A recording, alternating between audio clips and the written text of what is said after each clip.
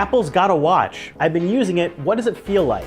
Is this something you need? Well, Apple's watch is part of a growing landscape called smartwatches that are in this umbrella of wearable tech. These things are accessories to your phone, and Apple's only works with iPhone 5 or later. So it's going to get messages and other things from your phone, but it also works kind of like a standalone iPod.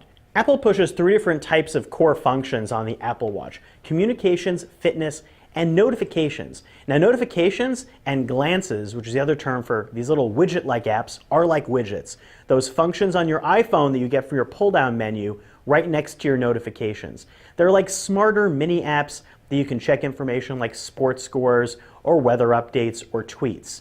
Now, underneath all of that, there are also full apps, and that looks like a grid of iPhone apps, except they're circles, and you launch them. A lot of them are living on your iPhone as well, and they're kind of cross-loading, so they take a little time to load.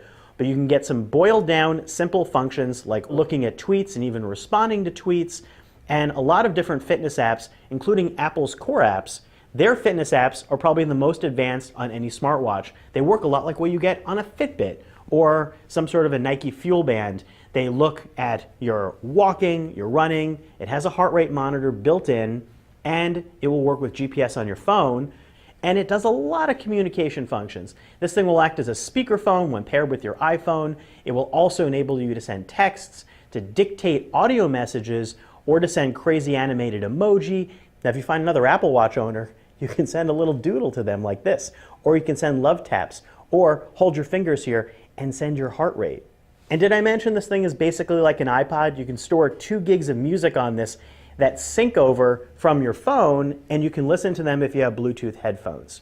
Kind of like an iPod, except there is no headphone jack here.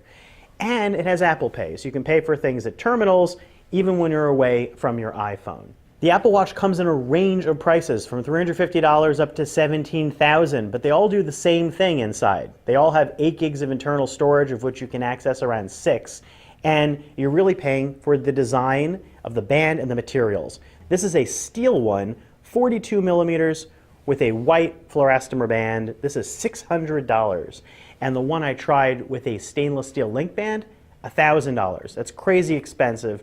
And they go all the way up to $10,000, $17,000 for the gold watch you're not going to get. The Apple Watch is also hindered by its battery life. The battery life lasts no longer than a day. That's lower than most other smartwatches out there. And I like wearing a watch at night, so I really like to be able to use it at night for silent alarms, or to check what the time is, or to do sleep tracking. You can't do that. So who's the Apple Watch for?